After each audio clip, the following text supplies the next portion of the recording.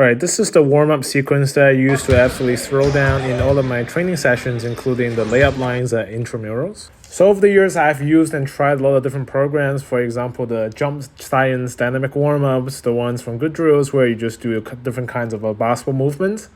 And here's what I've been enjoying a lot in the past 3 months. Despite the winter months and me getting a little bit older, I think it's more important to engage different general bodyweight strength exercises, going through deeper ranges of motion, and then in combination with some more basketball specific movements. So this is how I typically arrange it. Full detail will be written down in the caption for those of you that are interested, but it's typically the mix of bodyweight exercises, including some bodyweight squats, going through the range of motion, but also adding a little speed if the body feels up to it. If not, you have to start slow and then gradually warm up. So the strength exercises are mixed in with the basketball movements that are more locomotive in nature. So the strength ones include the bodyweight squats, hip hinges, and then single leg variations of those, basically with lunges, single leg RDLs that you'll see a bit later on. And then it's going to be some lateral variations, lateral lunges, adductor raises. The locomotive variations are more inspired by the different variants in Good Drills. So it typically starts out fairly simple with just, full court dribbling, making sure that the ball and the body moves continuously, and then goes into a little bit more flowy variations. So I'll play around with cross between behind. Sometimes it's the between behind, and just making sure I'm moving continuously, not slowing my body's momentum just to complete a move, but rather making the ball keep up with the body's momentum. Then typically how it shakes out is that I end up doing the skipping variation right after I do my cross-leg squats. So you have some sort of a locomotive forward-backward skips. I've tried to test it without the handling of the ball. That's more similar to a skip you would do for a track warm-up.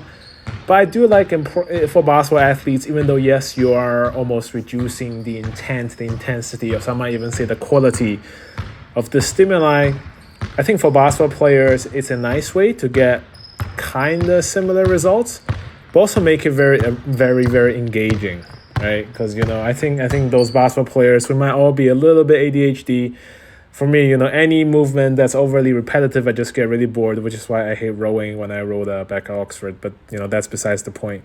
So the last one of these are the low lunges, the lunge walks with continuous between the legs. I've done it where, it's the regular between the legs. I've done it where it's ball outside to inside. I've done it where it's continuous behind the back.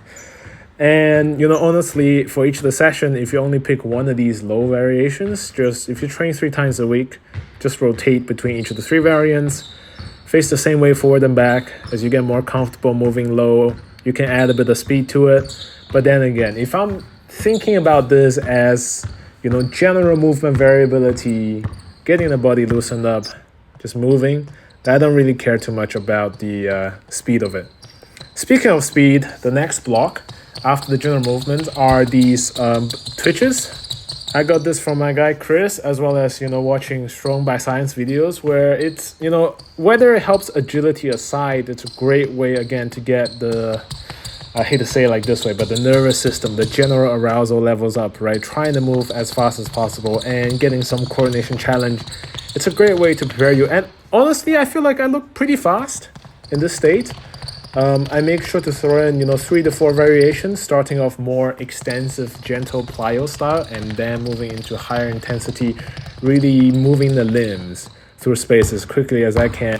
And then the next part is what pretty much all basketball players are familiar with. They're just layup lines. I have a few specific configurations that I like to do this.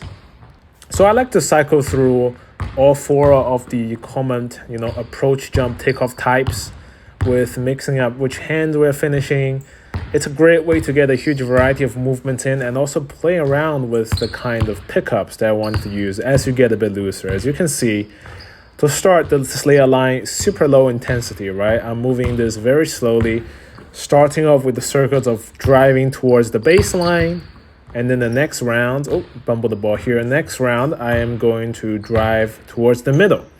So this is a nice way to get some reps, moving and jumping in different directions. And each time I jump here, I try to touch the backboard if I can. And on this lower the hoop of 99, it is quite easy to touch the backboard with most of the jumps.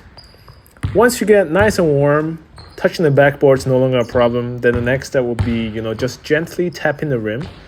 And you will see a little bit later on the intensity, the speed of my movements. I'm a slow person, but relatively, I'm still moving faster as I get warmer. So each of these are like a mega set of mega circuits where it has 4 layups going one way, 4 layups going the other. So it's 8 in a circuit. You do about 5 rounds of these, and then you should be feeling pretty decent. Oh, bumble the ball again. But yeah, if you do, 5 rounds of these, you should feel pretty decent. And then here I'm trying to do some gentle rim grazers, right? Trying to put in some more effort into the ground and just seeing how it feels. So this is the general through to specific warm-up that I do for my once a week dunk day. Let me know if you want to look at how I organize my dunk sessions as well. Thanks for watching.